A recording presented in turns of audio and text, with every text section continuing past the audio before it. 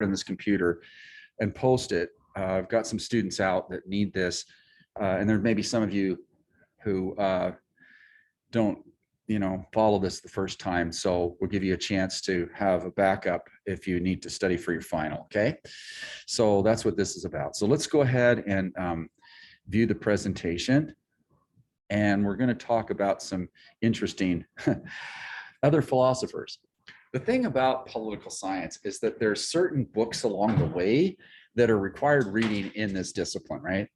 And of course, Plato's Republic is where everything starts, and it goes from there.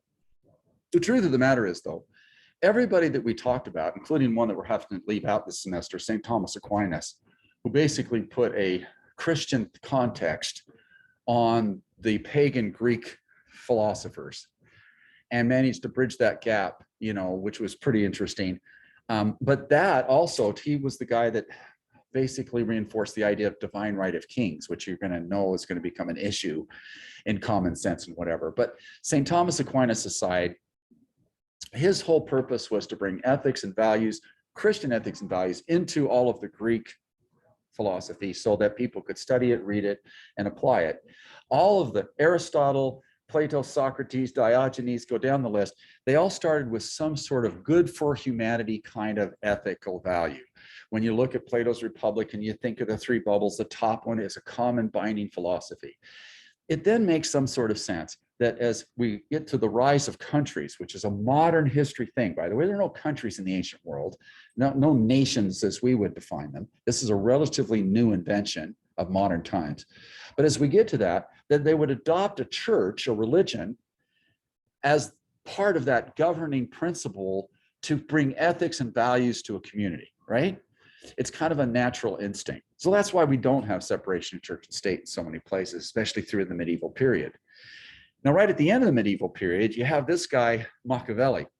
Now, the reason I always want to do Jefferson first, I always want to do the First Amendment lectures first, is because this guy's really dark. And I wanted to give you first a good example of how you take natural law and you apply it to a very, very positive solution.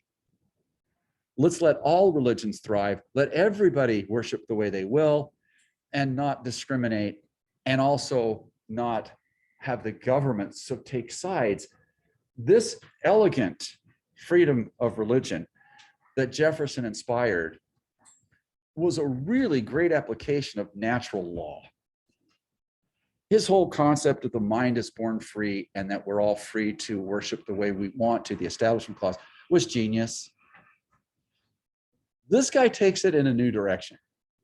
So with that positive example in mind, let's go to the dark side of the force. So here we go. The problem was Italy. During this time period, right? Do you need to? It's our native language. Okay. Machiavelli is the word we use for that, like something that is dark or obscure. Really? Yeah, Machiavelli. I didn't know that. Dark, evil, even maybe like Venom, like the character in the Marvel comic. Wow, that gives us a whole new little insight here. Okay, thank you for that. That was a wonderful, wonderful thing to learn. Okay, so here's the deal now. We're talking about Spain. Now, as much as Catalonia doesn't like this, Spain did unite itself into really the first nation state. Portugal, Spain, when they started the Age of Discovery, they fought a 750-year war against the Moors. The Muslims kicked them out and unified into a nation we now call Spain. Obviously, there's still fragmentation there.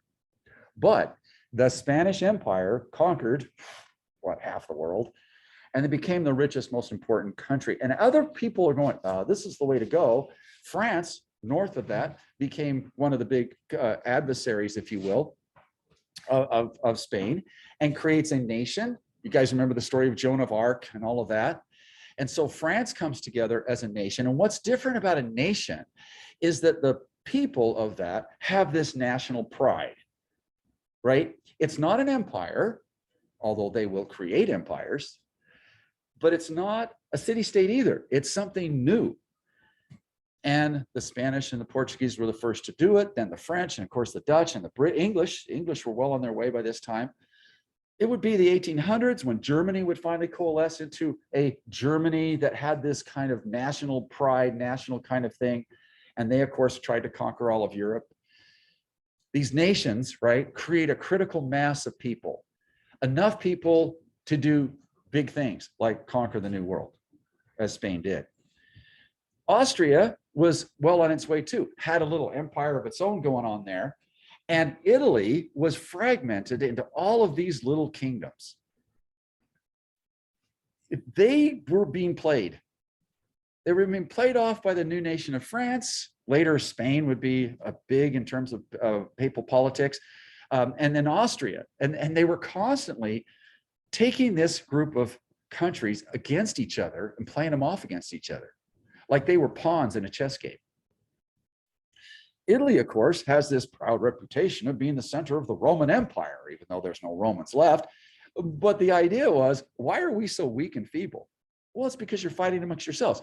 Look very carefully at this map. This was the Atlantic coast during the Articles of Confederation, where each of them perceived themselves as an independent country, an independent principality. And that was going to be the history of the United States had they not written the Constitution. They would have been fighting each other, playing off against each other. Foreign powers would have, picked one or the other, and it would have been a mess. Only in unity could Italy become an important power. Well, there was this guy living in Florence, and by this time, Florence is a republic. You have to understand about Florence is Florence has a bunch of very wealthy families who've made a ton of money in trade with the Muslims following the Crusades. They invent modern banking. They rediscover the art, the architecture, the glories of the classical world of Greece and Rome. And they spend lavishly on new cathedrals, new temples, all this kind of stuff. Art, it was insanely cool, called the Renaissance. You guys have heard about that if you've taken an art class. But those families were always at each other's throats. And one group of families put together a republic that thrived for a while in Florence. And they were, like a Switzerland in terms of importance of power, I would think at that point. But then what happens is the wealthiest family of that area, the Medici family, returned to power in a coup d'etat. They overthrow the Italian Republic. Machiavelli was a high-level diplomat, a political philosopher, a musician, a poet, a playwright. We call this a polymath in history. He was a man of all things. He could do pretty much anything. And he was an important diplomat. He was important in the Republic's history. So when the Medici returned to power in 1512, right, he is imprisoned, tortured, and put under house arrest at his estates outside of town. Thank you very much for your service. Okay. Look, he wants his job back. He wants his status back. And so for him, it's like, okay, so why don't I write a book, a resume, if you will, a handbook for the prince, the Medici prince. He would consider him a king. So prince, king, okay. The Medici prince as a handbook on how to turn Italy into a nation. That was basically the bottom line. If you were to do a modern version of the book, it would be a short, easy read, something like Taking Over the World for Dummies, if you've ever seen any of the Dummy series, or An Idiot's Guide to Conquering the World. Written to advise the Medici prince and to get his job back as a diplomat and to reestablish himself as an important person in the society, he took a very different approach than anybody else had when it comes to politics and government. Basically, he addressed the issue of life in the state of nature. Now, Aristotle and everybody else would say life in the state of nature, just people on their own, before civilization, before government, before education, was poor, cruel, nasty, brutish, and short. And people are basically bad.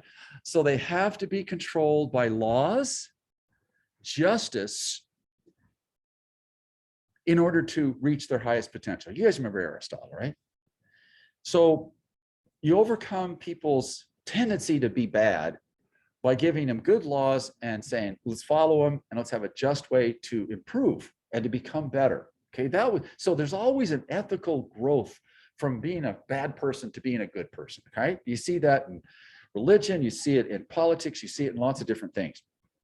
He takes that out of the equation. He's worried more about what works to unify Italy and to make Italy the power in Europe, and not Spain and not France and not Austria. The Prince, the book itself, is a very short read. Most students can read it in an hour and a half. It's the first example of what we call realist political theory. He's taking morals, ethics, and values out of the equation. He only cares about one thing, and that's what works. Okay, now, this is going to make him extremely controversial. He starts this out by, in his mind, interviewing all of the great leaders of history. Alexander the Great, Julius Caesar, Augustus Caesar, Cyrus the Great, all these people you learned about in ancient history, all of the great leaders. Pericles. And he's asking him a question. What did you do that worked? All right. So now the bottom line of this is that he comes up with a conclusion that for a ruler, a leader, the ends justify the means. As long as you win, it doesn't matter how you win. Again, the phrase, you've heard it before. How many have heard this phrase before? Raise your hand. The ends justify the means. Do whatever it takes, right? It's a tumultuous era in Italy. We have popes leading armies, right? The Vatican estates, if you see there, the Vatican wasn't just a little Vatican like you see today. It was all of this because this land had been donated by rich people who were on their deathbed and given to the church as part of their penance. And suddenly, the largest landowner in Europe is going to be the Roman Catholic Church. That's going to cause some problems here really soon because that's what Martin Luther was complaining about. But at any rate, that's a different story. These wealthy city-states were falling one at a time. They were being played off by these other big powers, and they were fighting each other. Spain, France, the Holy Roman Empire, which was the genesis of Germany, which would come together later. Constantly shifting alliances meant that it was unstable and unable to thrive and grow. He's also trying to show off his skills. And so he's writing a series of essays on how to win wars, and when you win the war, how to rule. My guess is Putin's reading this. When I do take over the Ukraine, how do I maintain control over it?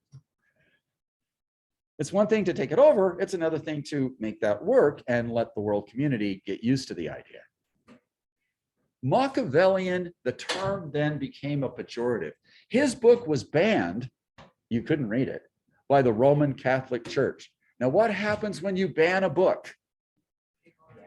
Everybody wants to read it. It just makes it more interesting. Oh, they banned that book? Where can I get a copy? That again is human nature. But we have, from our viewpoint, you guys have a better definition of this in Spain, in Catalonia rather. But for us, it's like somebody who will stab you in the back, do whatever it takes to win. They cheat when they play pickleball, okay? I mean, an innocuous game, do anything to win. If somebody calls you Machiavellian, it's not a compliment. But it's a word you should have in your vocabulary and use quite a bit. Now, here's the deal. I'm going to read just some quotes from Machiavelli. Not many, but just to give you a sense of the things that he said. For a man who strives after goodness in all his acts is sure to come to ruin, since there are so many men who are not good. What's the bottom line in that statement?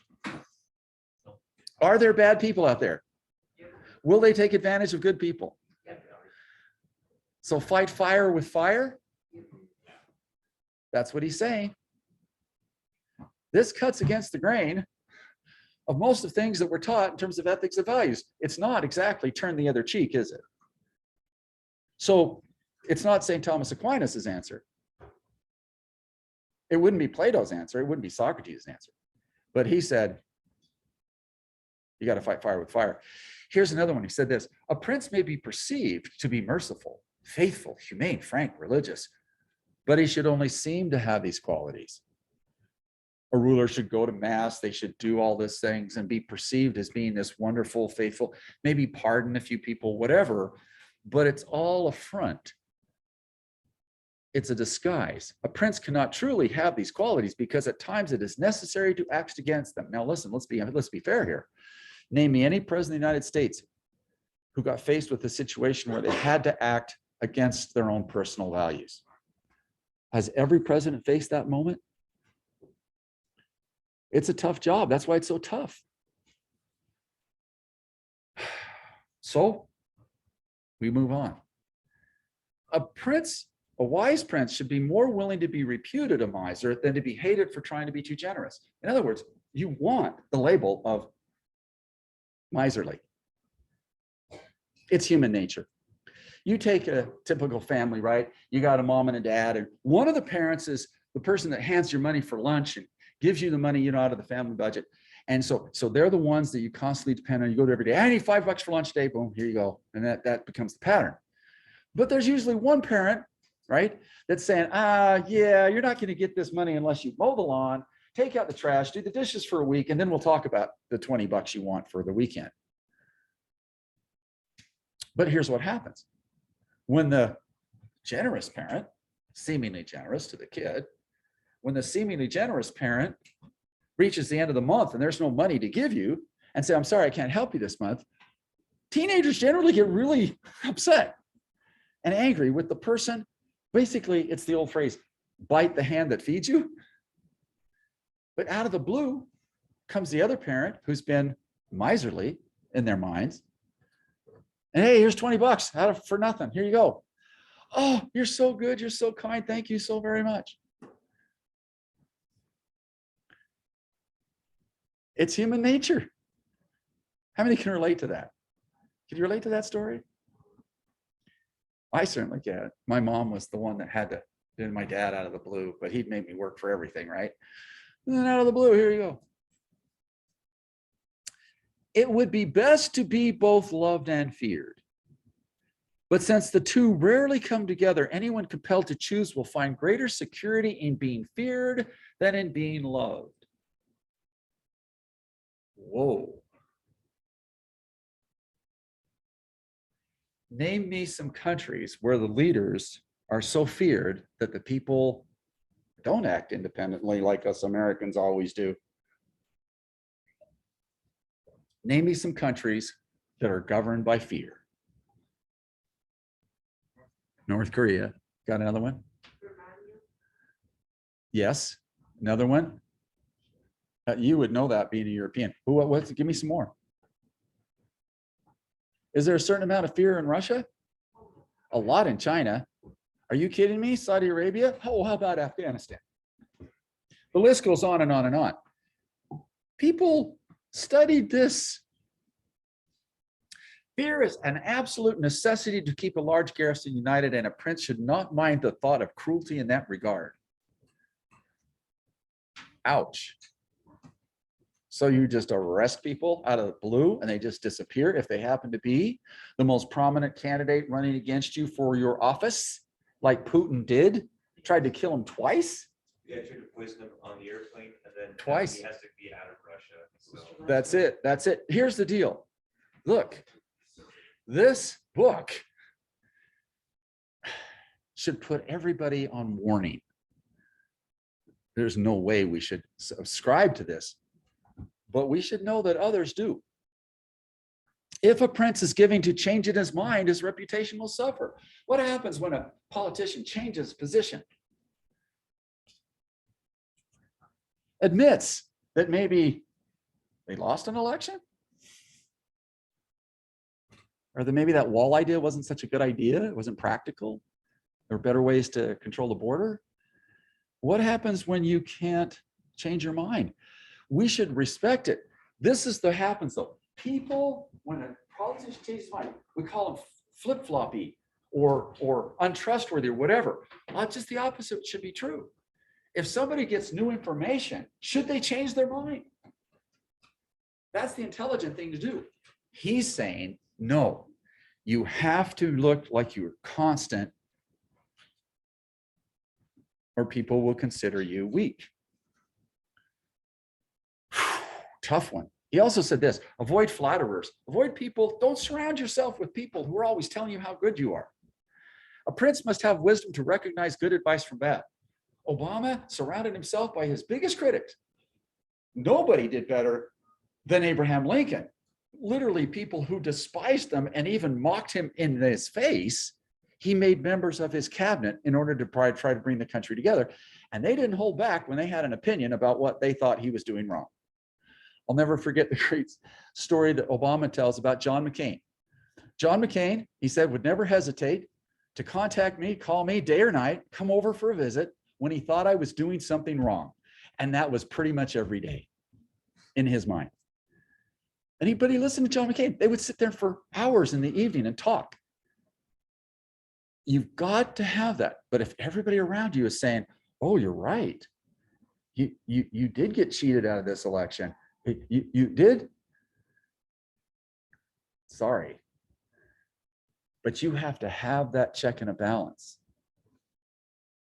It's just an interesting kind of thing. Fortune, I love this quote here. Fortune is only the judge of half of our actions, and we have control over the other half. Here's the problem with the presidency of the United States. Did Donald J. Trump bring COVID to the United States? No. Is he responsible for its arrival? Look, does Biden have control over the fact that Putin is Putin? And half of what a president does, especially in foreign policy, is thrust upon them. It's how they handle it that matters. And Machiavelli said, you might have control over this or that. You've got to figure out how to get control of it. Biden's got to find a way with Putin. He's got to find a way to try to A, prevent war, and B, to try to maintain the integrity of Ukraine. I don't know if it's even possible, but I got to tell you, we're going to judge him based on that. He had to figure out, how am I going to end this war? It might not look pretty, but I'm going to do it, right? He didn't know that the government of Afghanistan after 20 years would collapse in a week, not giving us time to evacuate in a normal way. But you do have control over the other half, and you look at the domestic agenda with Biden, that Build Back Better plan will come in. His legislative history is already putting him among the top edge of presidencies, but it could all unravel with a big foreign policy debacle. Napoleon wrote extensive comments in his copy of The Prince. Of course, he'd conquered all of Europe, remember, and was trying to figure out how to rule it. After his defeat at Waterloo, those comments were found in the emperor's coach and taken by the Prussian military as a war prize. The Italian dictator Benito Mussolini, you know, the guy that invented fascism, that was the inspirational genius behind Nazi fascism in Germany, Hitler's mentor, he wrote a discourse on it. He got a degree writing about this. Does that explain something?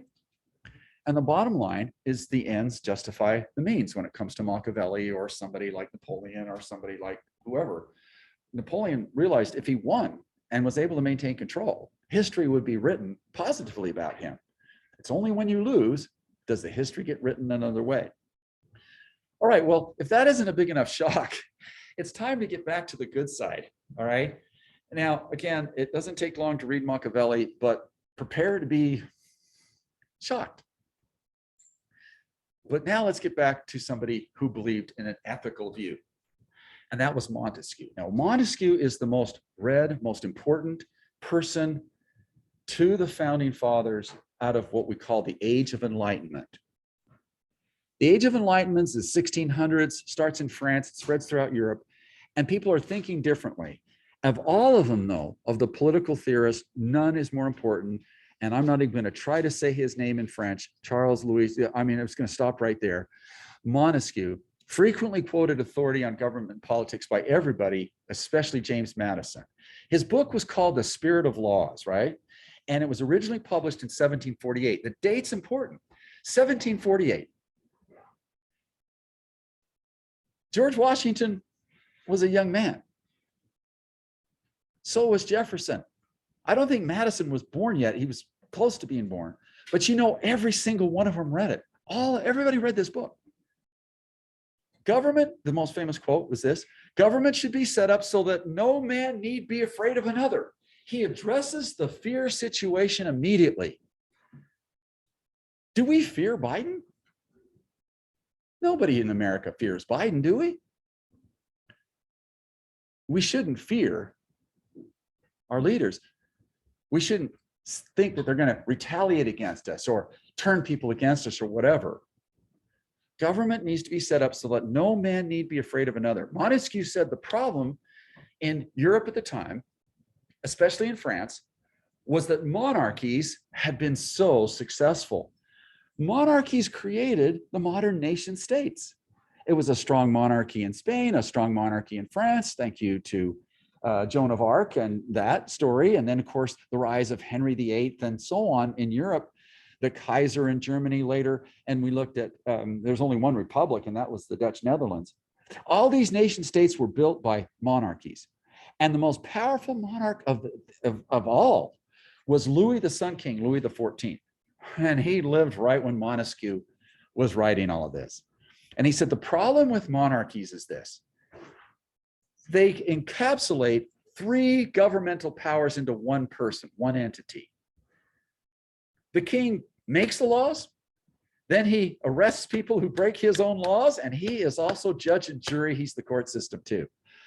That's way too much power to give to one person.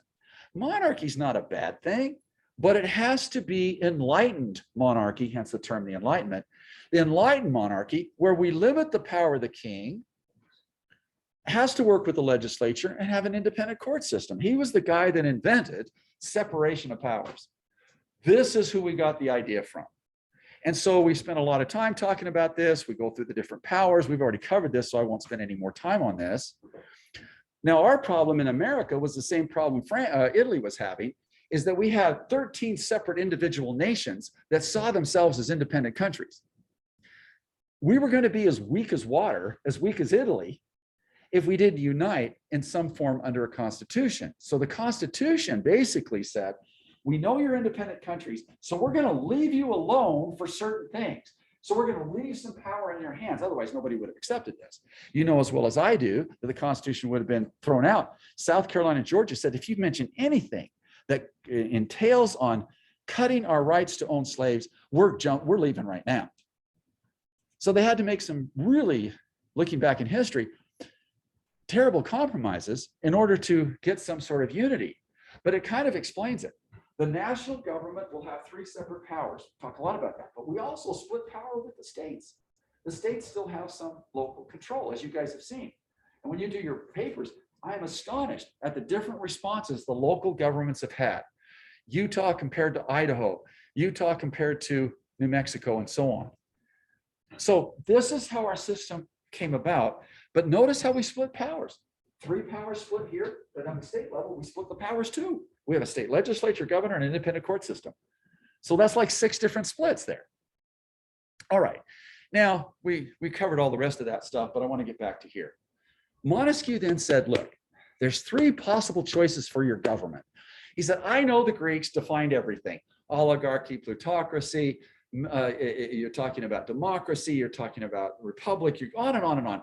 1,000 different terms to describe different little nuanced different governments. He said, that's a little complicated. Let's simplify. So let's take all those definitions and put them into 3 basic categories. Number 1 is monarchies. Basically, we're talking about kings, queens, princes, and emperors, all of that. Governments headed by hereditary figure which rely on a principle to succeed. And monarchy can be really good despite the complaints of Thomas Paine and common sense. Monarchies can be very successful. They created Western Europe, and Western Europe conquered the known world, okay? Created the biggest empires in history. Monarchies, right, can work, but only if the monarchs are guided by honor and integrity. When you look at the Queen of England, the only thing you can think about is how honorable she has been to her job, that they see it as a role in society. And by the way, there's a phrase for it in English, which is actually a French phrase, but it's called noblesse oblige. The nobility are obligated to serve the people. And as long as you have a monarch that will do that, fantastic. By the way, I would think that also applies to our presidents. But we're in a republic. That's the other choice. If you like the Dutch and the Americans, if you want to go not with monarchy, go with a republic, governments headed by popularly elected leaders that make your laws and run your country for you. They can work too. Republics like the United States can be very successful if the members of Congress, the Senate and the House and the president too, act with virtue. Now, when you hear virtue, it has kind of a modern connotation. The virtue he's talking about, the way he would define virtue, is what we call civic virtue, putting your country first ahead of your own ambitions. Okay, if we have politicians that act with virtue, put the country first ahead of their own ambitions, this can work. But without virtue, it can't. And then he goes on, despotisms is the final category. These are governments, enslaved governments headed by dictators, which only rely on the principle of fear to stay in power. And we did a list of those a bit ago. And I would think Russia is one of those countries that relies on fear. The thing is, Montesquieu kind of nailed it, didn't he? And he was the guiding figure in terms of how we got our separation of powers. So Montesquieu deserves some study, right? He also had some fun theories too, that certain climates lend themselves to better government than others. This, of course, is debunked now, but it was kind of interesting and believed at the time through the 1800s, that a temperate climate like France had the best climate, so it would naturally have the best government. The English and the Germans, it was too cold there, so they'd have terrible government. Chaotic governments, you know, if it's too hot, people living in warm countries are too hot-tempered. Whatever. That, of course, we don't buy. But nevertheless, we do see examples of it. Not of the weather, but of despotism. Belarus, Russia. Belarus is run by one of the most autocratic despots in history. Alexander Lukashenko, who got control of this after the collapse of the Soviet Union, and he refuses to leave office, even though in the last election he lost decisively. And he said, basically, I won't leave until you'll have to kill me. And he has a military to back himself up. And while people in that country chanted, leave, leave, leave, the only person that left was the opposition leader who, look, this is the protest against Lukashenko, and he's still in power. And she was forced to go into exile. She was the legitimate leader of that country now. And he runs that country on the principle of what? Fear. If he ran it under virtue or honor, he would have given way and supported this new government. If you believe in honor, or if you believe in virtue, then you help the legitimate elected officials when they win to succeed and not try to tear them down and bully your way into power. I think that's a message for us to listen to carefully. And we're going to expand on this more as we go along. So thank you for letting me get through that, because the last class, like I said, you know, we couldn't quite get through it all. So that'll be posted for those that